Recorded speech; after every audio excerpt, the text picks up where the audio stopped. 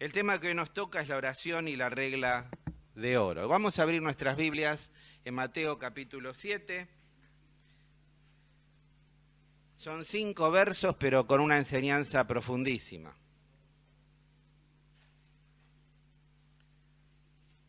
Seguimos estudiando nuestro sermón de la montaña. La verdad que hemos aprendido tantas cosas importantes en todos estos domingos. Y dice el verso 7 del capítulo 7, pidan y se les dará, o sea, pedid y se os dará. Busquen o buscad y hallaréis. Llamen y se les abrirá, o llamad y se os abrirá. Porque todo aquel que pide, recibe. Y el que busca, halla. Y al que llama, se le abrirá. ¿Qué hombre hay de vosotros que si su hijo le pide un pan, le dará una piedra? O si le pide un pescado, le va a dar una serpiente.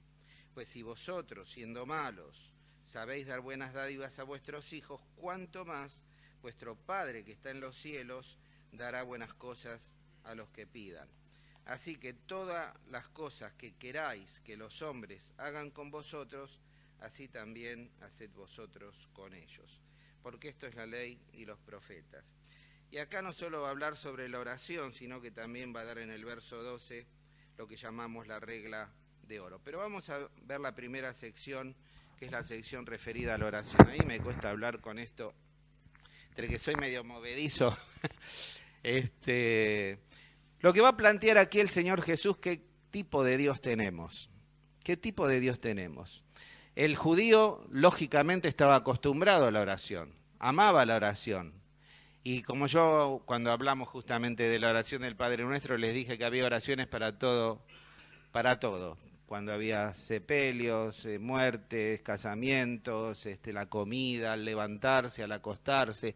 Había un sinnúmero de oraciones y un libro de oraciones, o sea que sabían orar. Pero ahora el Señor Jesucristo, en este sermón del monte que va siempre a la profundidad de la enseñanza de la ley, de las costumbres y de las tradiciones, va a tocar un punto muy importante. Le va a mostrar qué tipo de Dios es Jehová, es Dios, es el Señor. Y también lo va a hacer a nosotros. Y es muy importante que cuando nos acercamos a Dios a orar, pensemos qué tipo de Dios es el que tenemos. En ese momento, ustedes saben el respeto que había sobre el Señor. Y si vamos a otras culturas, como la griega, por ejemplo, con los dioses del Olimpo, los dioses siempre eran gente que se servía de las personas. Simplemente tenía a las personas para servirle, incluso eran bastante despiadados con la gente. Entonces, había un concepto subyacente que creo que el Señor Jesucristo quería profundizar. ¿Qué clase de Dios tenemos? Y lo hace como lo hace el Señor siempre, con un ejemplo muy sencillo, el del Padre y el de un hijo. Dice, ¿qué padre que le pide a su hijo algo, el padre no se lo da? ¿Qué padre que le va a dar algo a su hijo no va a hacer algo bueno? Y dice allí, y lo comenzamos leyendo, dice, porque todo el que pide, dice, ¿quién de ustedes, si su hijo le pide pan, le va a dar una piedra, o si le pide pescado, le va a dar una serpiente? Pues si ustedes, aun siendo malos, saben dar cosas buenas a sus hijos, ¿cuánto más su Padre que está en los cielos les dará cosas buenas a los que pidan? Y con este ejemplo tan simple de un padre y un hijo, y viendo a Dios como nuestro Padre, y creo que cualquiera de las personas que estaban allí, aquellos que quizás tenían hijos, incluso aquellos que eran, y todos somos hijos, podía entender lo que es esta relación tan simple pero tan profunda de un padre y un hijo. Y yo te pregunto, ¿qué cosa que tu hijo no te pide, si vos podés, lo suplís? ¿Qué cosa que no hacemos por nuestros hijos? Incluso a un punto que siempre decimos, ¿no? Aún ellos tienen las cosas que nosotros no tuvimos cuando éramos chicos. Porque hemos quizás podido darle mucho más que lo que nuestros padres nos dieron. No solo en lo emocional, no solo en lo afectivo, que lógicamente eso no se mide materialmente, pero aún materialmente, si pudiéramos, le daríamos lo mejor, lo máximo. Y así dice que es Dios con nosotros. Y a través de este ejemplo tan sencillo, aprendemos algunas cosas que quiero puntualizar. En primer lugar, aprendemos que nosotros como padres estamos limitados en los dones que podemos otorgar a nuestros hijos. Nuestros hijos pueden pedir de nosotros muchas cosas, pero hay un límite. El límite son nuestros recursos económicos, nuestros recursos y posibilidades, nuestra potencialidad. Nosotros como padres tenemos un límite en lo que le podemos dar a nuestros hijos. Pero Dios, ¿tiene límite? No. Nuestro Padre que está en los cielos no tiene ningún tipo de límite, porque es Dios. Y porque aún lo imposible se torna posible gracias a Él.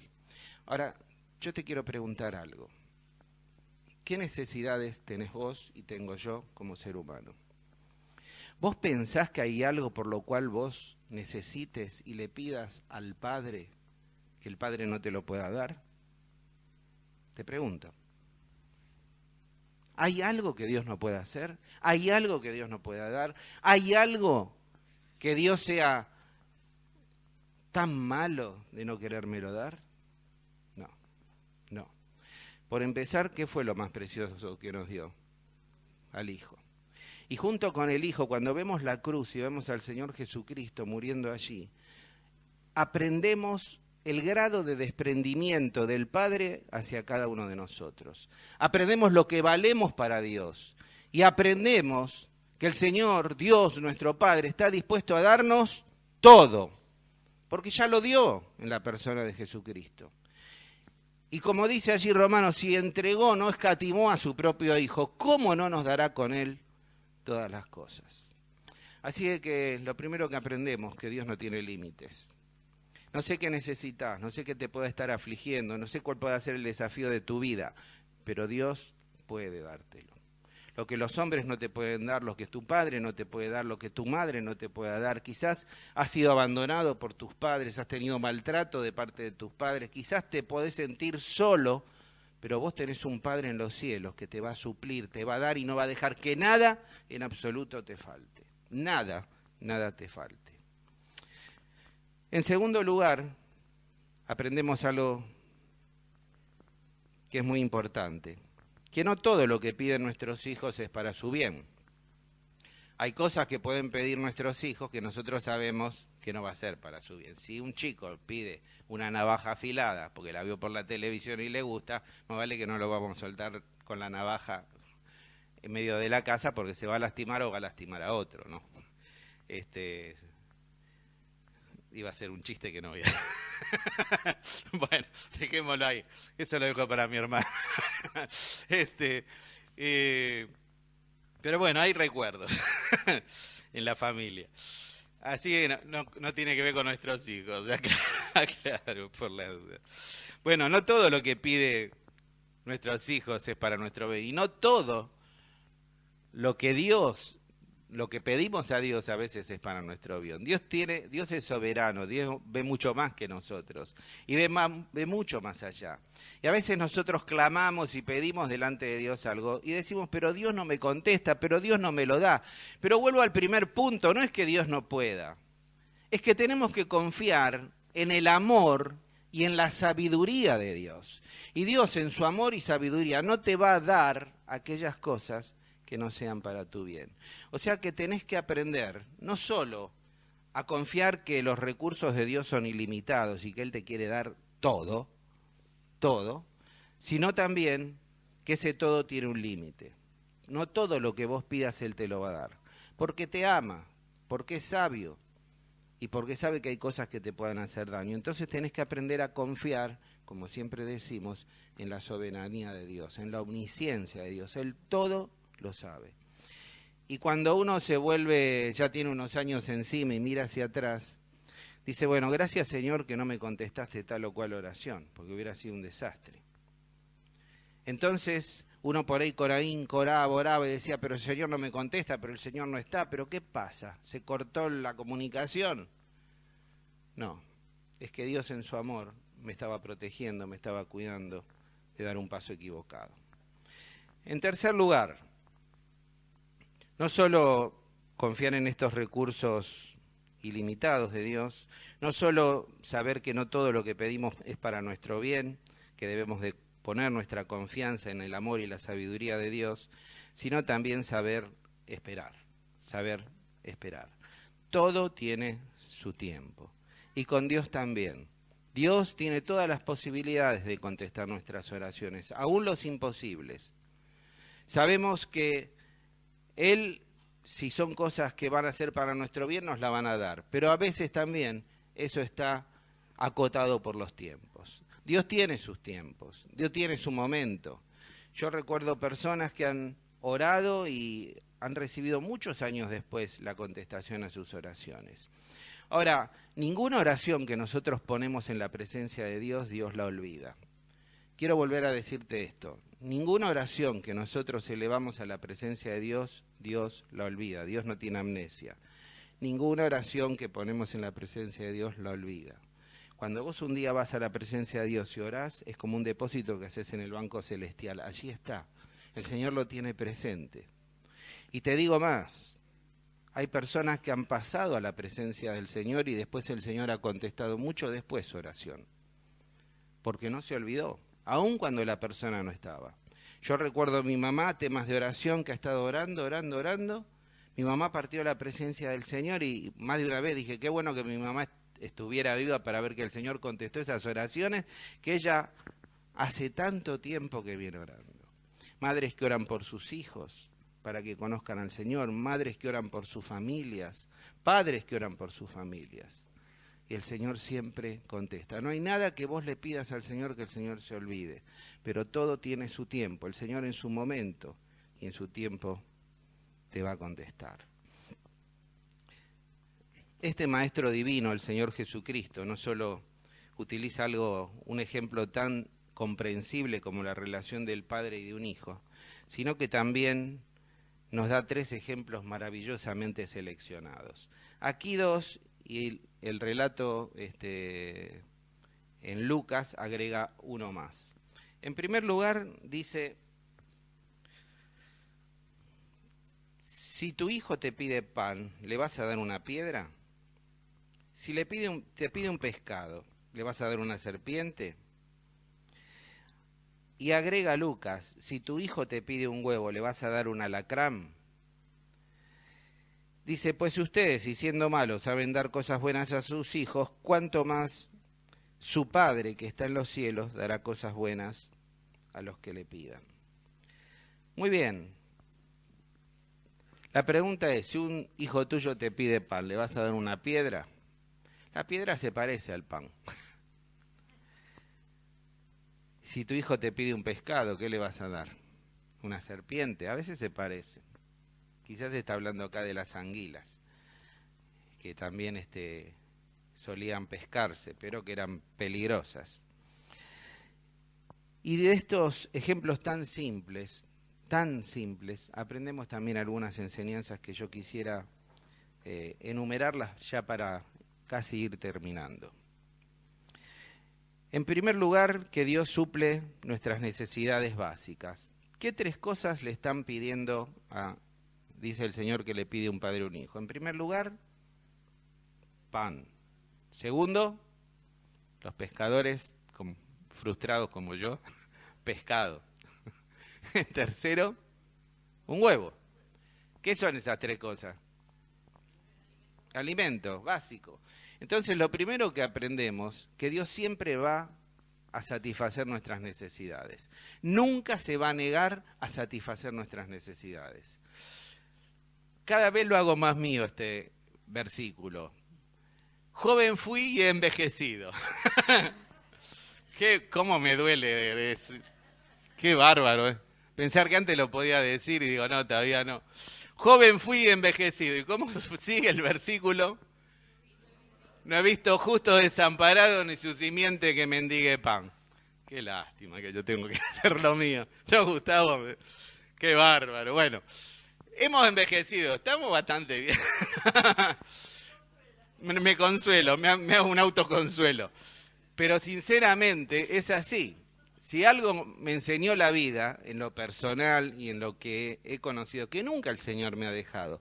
Miren que he estado sin trabajo, he estado en momentos muy difíciles, hemos tenido que amasar y comer fideos porque me había quedado sin trabajo. O sea, yo sé lo que salía a buscar trabajo, he vendido cosas por la calle, he hecho de todo en algún momento de mi vida, porque tuvimos problemas laborales. Repartir currículum, bueno, todas esas cosas. Y la pasamos muy duro, pero yo puedo decir que nunca el Señor me abandonó. Nunca me faltaron la provisión de Dios para mis necesidades personales. No solo, incluso cuando yo no podía satisfacerlas a nivel humano en lo económico, ver cómo Dios enviaba personas que suplieran esas necesidades. Y eso es muy, si algo valoro de esa época que estuve, no puedo decir mal, que tuve con cierta escasez, es ver cómo el Señor respondía milagrosamente a las oraciones. Nosotros, el Señor sabía lo que necesitábamos y le planteábamos, uno de tantos casos, los chicos no tenían zapatillas, y nosotros le dijimos, con Lili dijimos, bueno, vamos a pedirle al Señor, ¿qué vamos a hacer? Plata no tengo, el trabajo no tenía, estábamos mal. Digo, Señor, mirá, necesitaríamos zapatillas para los chicos. Y un hermano de la iglesia, de Casero, Fabián, me toca un día el timbre. Me dice, mirá, sentimos con mi esposa, con Noemí, de traerte este regalo para los chicos. Zapatillas nuevas. ¿Quién lo mandó? Dios, que movió el corazón de hermanos para suplir las necesidades. Entonces, tenemos un Dios tan grande que nuestra mente no llega nunca a medir la magnitud de la provisión de Dios. Dios nunca te va a dejar que pases necesidad. En amor, en trabajo, en vivienda. Hay cosas básicas que Dios las va a suplir, porque es una promesa de Dios, porque es nuestro Padre. Tenés que pedir con fe y el Señor te lo va a dar. Y si vos no tenés quizás los recursos, las posibilidades, Dios va a buscar los medios para proveerte.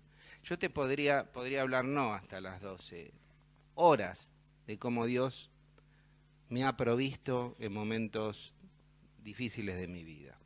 Cuando me faltaba para el alquiler una vez, y estábamos trabajando los dos, y dijimos, Lili, vamos a orar, nos faltan 600 pesos, que serían hoy, supongamos, para el alquiler. Y yo quería cumplir, como buen cristiano, en tiempo y forma.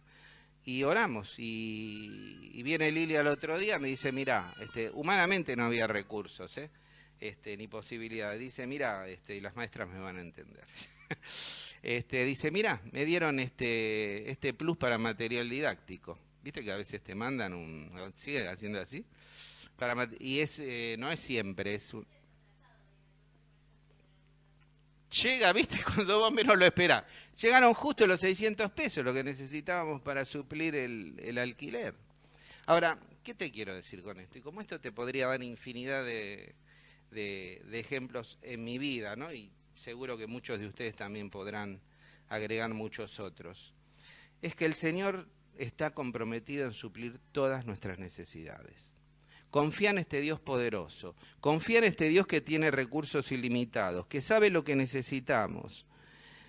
Y podemos descansar en este amor y en esta provisión de Dios. En segundo lugar, en esta sección aprendemos que Dios no nos defrauda ni nos engaña. Si le pedís pan, no te va a dar una piedra.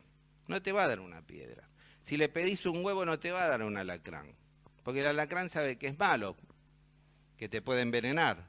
Entonces Dios no es un Dios que engañe. Dios no es sádico. Dios es amoroso. Dios es amoroso. Y Dios no te va a defraudar ni te va a engañar. Qué maravilloso que podemos confiar en un momento. Hablábamos de las elecciones, ¿no? Donde lo que vos escuchás, cómo nos cuesta creer como ciudadanos. Creer en los mensajes, creer en lo que te dicen, creer en lo que te prometen, creer. La fe es algo que sinceramente está en tela de juicio. ¿A quién le crees?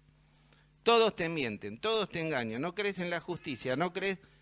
Pero qué maravilloso que podemos creer en alguien, en un Padre que dio todo, dio a su Hijo en la cruz y junto con Él nos promete todas las cosas.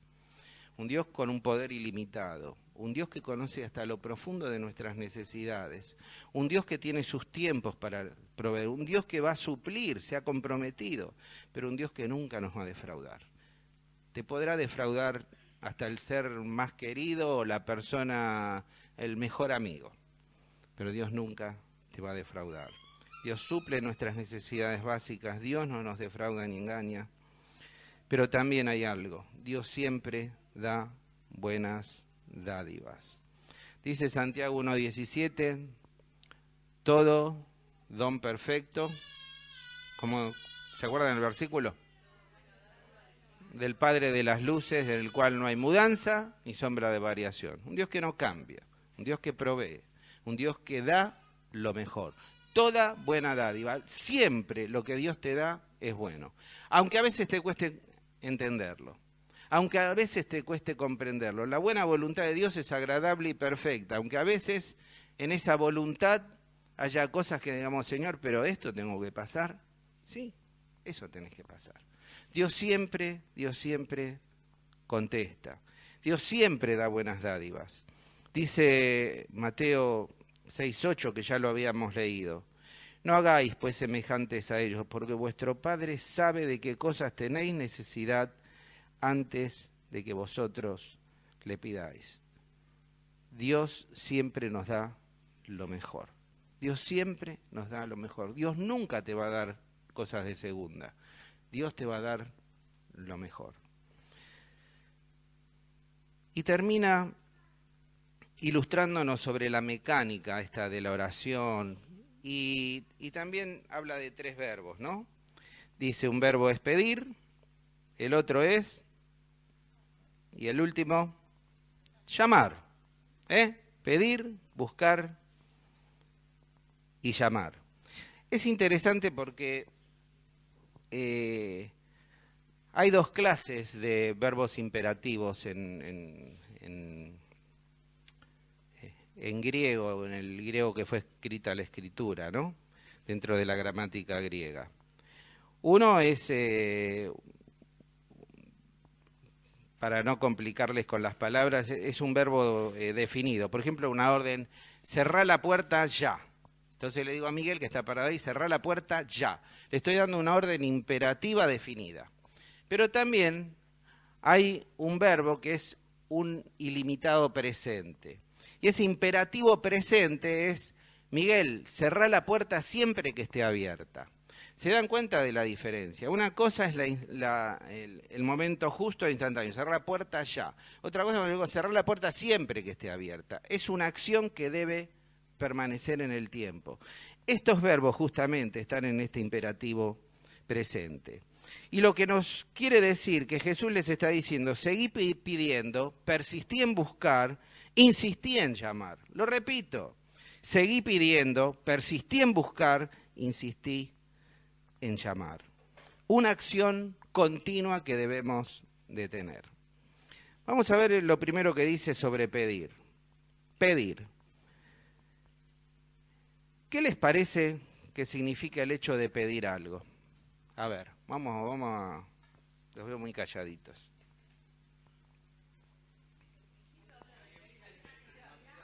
Muy bien, muy bien. Es confesar una necesidad. Yo pido algo cuando lo necesito. A veces cuando no lo necesito también, por pedigüeño nomás. Pero uno pide algo cuando hay una necesidad. Y es un acto de humildad, porque es el hecho de pedir algo, porque sé que no lo tengo, y al que le estoy pidiendo sé que lo tiene, o que me lo puede dar. Entonces ponerme en una posición inferior al que se le estoy pidiendo. ¿Me entienden, no? O sea, si yo me falta plata y le voy a pedir a uno donde no me podés ayudar con plata, sé primero que aquel me lo puede dar. Y segundo que me estoy poniendo así, él es el que tiene la plata. Así que bueno, y con Dios significa lo mismo. Significa este acto de fe, de confiar humildemente en que el Señor me puede proveer. Pedir es eso, es decirle, Señor, tengo esta necesidad. Señor, yo sé que tengo esta necesidad, yo sé que no puedo. Pero está acompañado este hecho de humildad con un acto de fe. Un acto de fe con esta relación cálida y profunda que tenemos como padre e hijo. Con este camino nuevo y vivo que nos dice Hebreos abrió el Señor, ¿no? Qué maravilloso pensar que gracias a la obra de Cristo tenemos un acceso directo. No tenemos que usar intermediarios, no tenemos que hacer presentaciones en el banco a ver si te otorgan el crédito, porque necesito... No, ahí entras directo. Vas a hablar con el gerente general de la empresa. Entramos directo al Padre. Cuando yo tengo una necesidad no tengo que usar ningún mediador, ninguna institución, ningún organismo. Voy directo a Dios y pido. ¿Qué necesitas? ¿Qué necesitas? Pedíselo a Dios, porque Dios te lo va a conceder, porque ese acto de humildad es visto por Dios. Yo te quisiera que leamos nada más en Lucas 18, 10 al 13, y en 5 minutos, prometo 10 terminar. Muy bien, este acto de humildad deja de lado el orgullo. A veces por orgullo no pedimos, a veces pensamos que nosotros podemos, a veces confiamos en nuestros talentos, en nuestras fuerzas y en nuestras capacidades. Y yo te digo que es un error. Ese es un mensaje muy humanista, muy egocentrista, muy de la psicología actual, pero no es el mensaje del Señor. Yo me acostumbré a orar hasta por lo mínimo, hasta por lo pequeño, porque hay un acto de esa pobreza espiritual de la cual hablamos, de reconocer que sin el Señor no somos nada, que lo necesitamos para vivir, para respirar, para movernos. Cada transacción comercial, cada compra, cada cosa que hagamos, ponerlo en la mano de Dios, en un acto constante de humildad y de fe. Pedir, porque Él nos va a contestar, porque Él, si es bueno para nosotros, nos lo va a dar. En segundo lugar dice buscad, y buscar es pedir, que es fe, más acción. Y ahí tenemos otra enseñanza importante, porque a veces pensamos que con pedir basta. Pero no basta con pedir. No solo tengo que pedir, sino que me tengo que mover. Yo puedo estar ahí en la presencia de Dios orando y Señor, pero si yo no me muevo, puedo estar orando por un trabajo y si no salgo a buscar el trabajo no va a venir a mí. Puede venir si Dios lo quiere. Pero Dios, hay algo que hace Él que es lo que yo no puedo. Pero hay cosas que puedo hacer yo que me obliga a hacerlas. Cuando resucitó a Lázaro es un ejemplo bien claro. El Señor hizo lo más grande que podía haber, dar vida a un muerto de 4 días, que estaba ya putrefacto. Pero le dijo, flaco, pero la piedra muévanla ustedes. Yo puedo hacerlo, puedo hacer así y la piedra se mueva. Pero no, dijo, hay cosas que ustedes puedan hacer, háganlo. El milagro lo voy a hacer yo. Lo imposible lo voy a hacer yo. Dios va a ser glorificado en esto. Pero hay algo que tengo que poner de mi parte. Entonces tenemos que aprender en esta cooperación con Dios. Dios va a hacer el milagro. Dios te va a dar lo que necesitas, pero vos te tenés que mover. Vos tenés que actuar, vos tenés que dar el primer paso, tenés que mover tu fe. Pedir es tener fe, pero tiene que ser una fe acompañada por la acción. Un paso de fe. Y el Señor va a hacer que, como pasó con los israelitas, el Mar Rojo se abra. Pero había que estar dispuesto a pasar, a pisar, a empezar. Y entonces sí, se iba a producir el milagro. Tercer lugar, llamad. ¿Qué es llamar? Es pedir, más actuar, más perseverar. Más perseverar. Llamar es llamar y llamar y llamar. Entonces, no solo basta con pedir, no solo basta con moverme en la acción, sino también en la perseverancia, en la oración, en el pedido, en la búsqueda, hasta que el Señor nos conteste. Ahí justamente en Lucas 18, 1, 8, bueno, vamos a buscarlo. Vamos a buscarlo. Si me aguantan 5 minutos más. Lucas 18, a ver si yo estoy en lo correcto. Dice una parábola de la viuda insistente. También les refirió Jesús una parábola sobre la necesidad de orar siempre y no desmayar, diciendo, capítulo 18 de Lucas, había en una ciudad un juez que ni tenía a Dios ni respetaba a hombre. Había también en aquella ciudad una viuda, la cual venía a él diciendo, hazme justicia de mi adversario. Y él no quiso por algún tiempo, pero después de esto dijo dentro de sí, aunque ni temo a Dios, ni tengo respeto a hombre, verso 5, sin embargo, porque esta viuda me es molesta, le haré justicia. no sea que viniendo de continuo me agote la paciencia. Y dijo el Señor, oíd lo que dijo el juez injusto. Perdón. ¿Y acaso Dios no hará justicia a sus escogidos que claman a Él de día y de noche? Te lo repito de vuelta. ¿Y acaso Dios no hará justicia a sus escogidos que claman a Él de día y de noche? ¿Se tardará en responderles? Os digo que pronto les hará justicia, pero cuando venga el Hijo del Hombre, ¿hallará fe en la tierra? Cuando venga el Hijo del Hombre, ¿hallará fe en la tierra?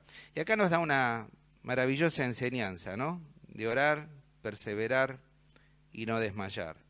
Pero también un desafío a la fe, porque dice también una realidad, que aparentemente, por lo que presenta acá, o realmente la fe de los cristianos va a ir perdiéndose. La fe va a ir perdiéndose. Dice, ¿cómo el Señor no va a contestar aquello que perseveramos en orar y pedimos y buscamos su presencia y los volcamos en sus manos? ¿Cómo no nos va a contestar? Pero esto estará acompañado de fe. ¿Habrá verdaderamente fe?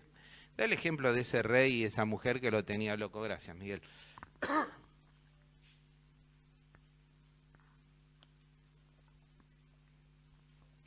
Da el ejemplo de esta mujer que lo tenía loco. Dijo, bueno, para que no me harte más, estoy harto de escucharla, que venga a golpearme todos los días, se lo voy a dar. Dios tampoco es así. Por más que perseveremos, insistamos, Dios no es el camino correcto para conseguir algo de parte de Dios. Pero sí, un corazón que pide, un corazón que busca, pero un corazón que llama. A veces hay que golpear varias veces la puerta para que se nos abra. Dios sabe, quizás con golpearle una vez basta, pero es bueno perseverar, orar. Hay personas que durante muchos años han orado por diferentes temas hasta que el Señor se lo dio. Y creo que ha sido bueno, porque la palabra de Dios nos manda a perseverar en la oración. Concluimos. La conclusión sería continuar pidiendo, buscando y llamando si todavía Dios no te dio algo. Y voy a dejar algunos versos que los voy a mencionar nada más, después los pueden leer en sus casas y como esto queda grabado, van a poder seguir estos textos tomados de la grabación. Tenemos el de Lucas 18, 1-8 que hemos mencionado. También les invito a leer Romanos 12, 12. También les invito a leer Efesios 5, 20, 6, 18, Colosenses 4, 2 y Primera Tesalonicenses 5, 17. Sería bueno que tomen estos textos y los puedan estar estudiando. Muy bien, terminando entonces con este tema de la oración, simplemente tener en claro estas cosas y poder ser personas perseverantes que estén acostumbrados a orar, pero también en este afán de pedir y de buscar, de movilizarse hacia la fe. Estamos orando por la visa de Noemí. Ahora, por más que todos acá estemos ahora de rodillas orando por la visa de Noemí, si Noemí no va mañana a buscar la visa, yo no creo, Noemí, que te la den. Dios puede hacer un milagro y que la visa baje del cielo, pero no lo va a hacer porque ella puede movilizarse y puede ir. Entonces, tengamos este concepto claro. Dios quiere que le pidamos, ama que le pidamos, pero también que pongamos lo nuestro y que perseveremos en esto. Muy bien, y termina el verso 12 con la regla de oro. La regla de oro, que debe ser uno de los pasajes bíblicos más mencionados, que incluso habrá gente que ni sabe que esto viene de la palabra de Dios, ¿no? Del Sermón de la Montaña. Dice así el pasaje, esperen que volvemos a Mateo. Dice, así que en todo traten ustedes a los demás y tal como quieren que ellos los traten a ustedes, de hecho, esto es la ley y los profetas. Y dice la versión Reina Valera, así que todas las cosas que queráis que los hombres hagan con vosotros, así también haced vosotros con ellos. Porque esto es la ley y los profetas. La enseñanza básica que plantea acá es que nuestra relación y la calidad de nuestra relación con Dios se evidencia a través de cómo es nuestra relación con los demás. Algunos versículos nada más. Dice allí Mateo 22, 36 al 40, que le preguntaron maestro al Señor Jesucristo, ¿cuál es el gran mandamiento en la ley? Y Jesús le dijo, amarás al Señor tu Dios con todo tu corazón, con toda tu alma y con toda tu mente. Este es el primero y más grande mandamiento. Y el segundo es semejante. ¿Amarás a quién? A tu prójimo, como a ti mismo. De estos dos mandamientos dependen la ley y los profetas. Como acá dice también, porque esto es la ley y los profetas, lo relaciona. Acá está relacionando el amor a Dios con el amor al prójimo. Yo no puedo decir que amo a Dios si no amo al prójimo. Y no me está haciendo una selección de qué prójimo, si el bueno, el malo, en mi concepto, el enemigo o el amigo. Dios me dice que si yo amo a Dios tengo que amar al prójimo, necesariamente, fundamentalmente. Y cuánto más nos agrega Juan sobre los hermanos. Yo hace un tiempo usé una palabra media dura, de que no seamos hipócritas, pero a veces caemos en la hipocresía, porque cantamos que Señor te amo, es todo lo que puedo decir, pero cuando un hermano está pasando por necesidad, por problema, por aflicción, miro para otro lado. Entonces, si yo verdaderamente amo a Dios, tengo que amar a mi hermano, tengo que tener una actitud activa. No puedo quedarme en una actitud pasiva. Y también a mi prójimo, sea cual fuere él. Siempre digo que la primer misión, o la primer, ¿cómo les puedo decir? El primer objetivo que tiene que tener la iglesia son las personas. No solo los perdidos, sino también nuestros hermanos. Tenemos que estar en función de los demás. La gente necesita ser amada, ser escuchada, ser atendida, orar por ellos, perseverar en la oración. Entonces, yo no puedo decir que tengo una relación de 10 con Dios, que lo amo, que para mí es lo más importante, si para mí también lo más importante no es mi hermano. No es el prójimo que tengo más cerca, que puede ser mi hijo, mi hija, mi hermano en la carne, que puede ser mi esposa, mi esposo. En Efesios 5 dice así, también vosotros maridos deben amar a sus mujeres como a sus mismos cuerpos. El que ama a su mujer se ama a sí mismo, porque nadie aborreció jamás su propia carne, sino que la sustenta, la cuida como también Cristo a la iglesia. A veces nos lastimamos un poco y ya nos duele, y ya hacemos un drama porque nos apretamos un dedo. Pero no nos importa quizás lo que está sufriendo la persona que está a nuestro lado. Entonces acá dice, si vos te preocupás por vos mismo, por tu propia carne, ¿cómo no te vas a preocupar por tu esposa, por tu esposo, por el que tenés al lado?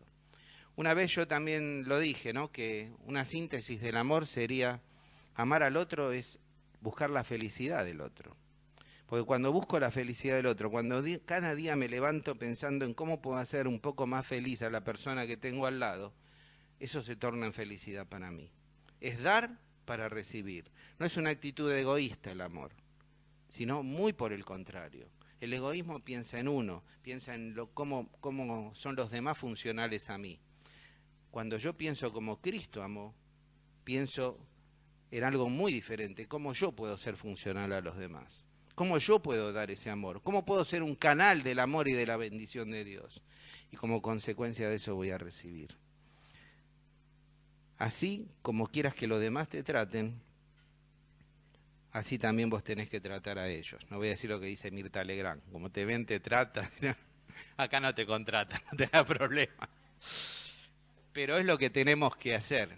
Tenemos que buscar un amor práctico y real.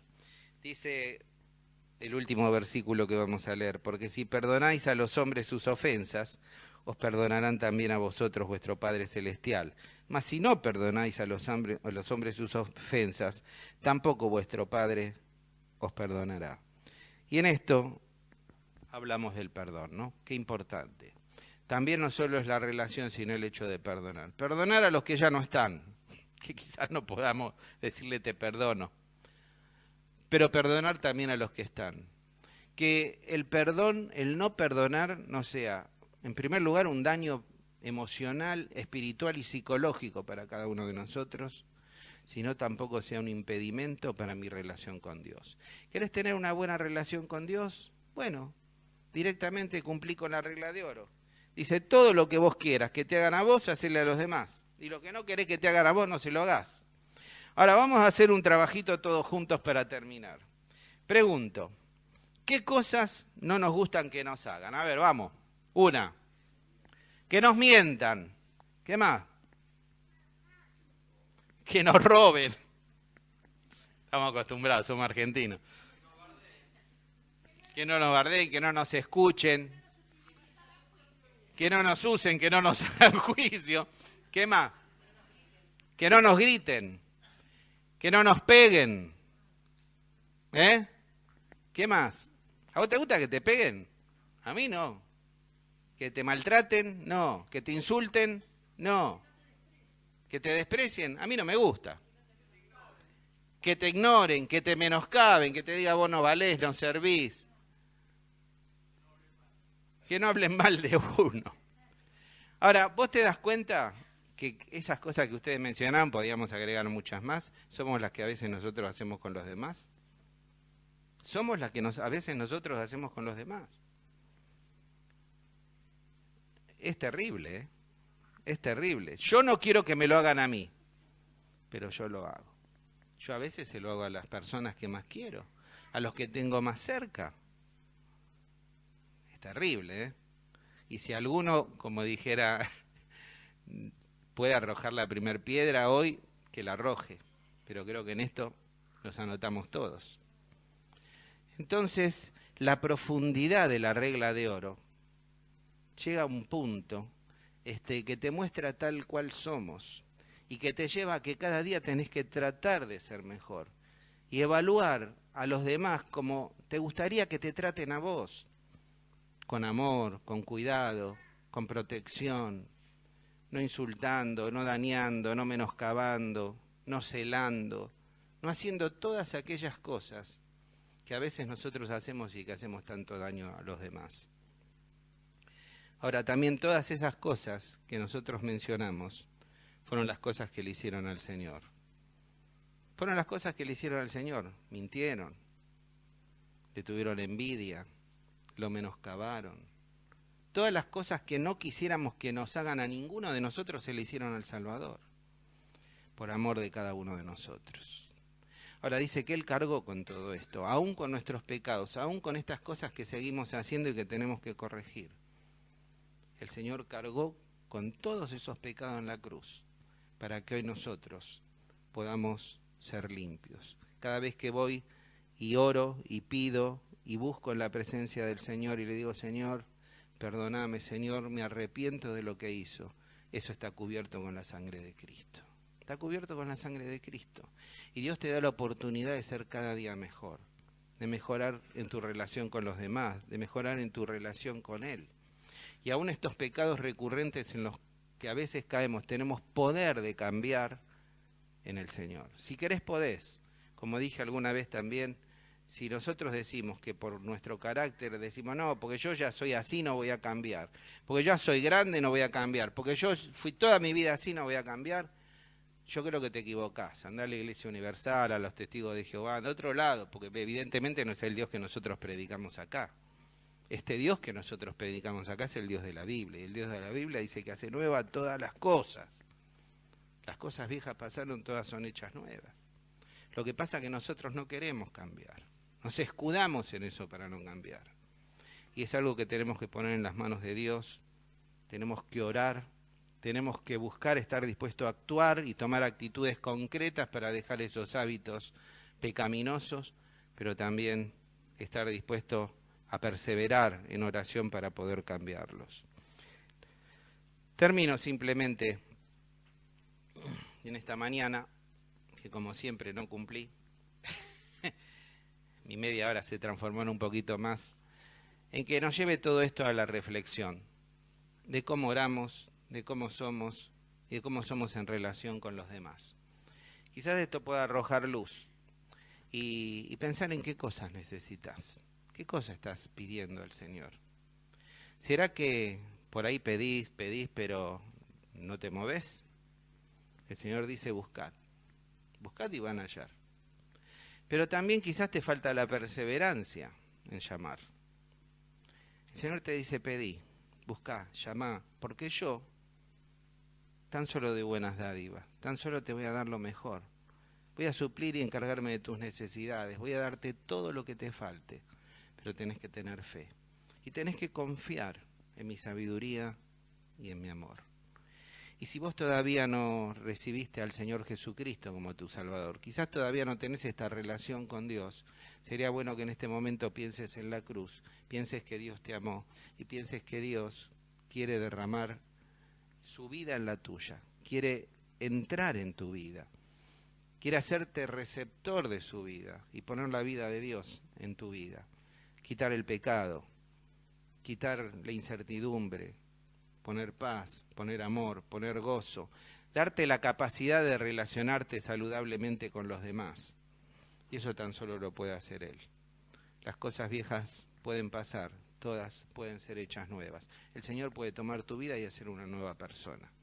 Pero depende de vos. Pedí, buscá, llamá. Tenés que pedirle al Señor. Señor, límpiame. Señor, creo que vos moriste en la cruz del Calvario por mí. Creo que tu sangre preciosa puede limpiarme de todo pecado. Señor, quiero cambiar, quiero una nueva vida. Pedíselo a Dios, porque si es tu Padre, y si un Padre cuando le pedimos algo da buenas cosas, ¿cómo el Señor no nos va a dar la mejor de las dádivas? Que es la salvación y la vida eterna. Pedile a Dios y Dios te lo va a dar. Con tu corazón, clama delante de Dios y decirle, Señor, yo quiero recibir la salvación. Yo quiero esta nueva vida. Yo quiero que mis pecados sean limpiados. Señor, me arrepiento. Quiero vivir una vida distinta con vos. Vamos a orar.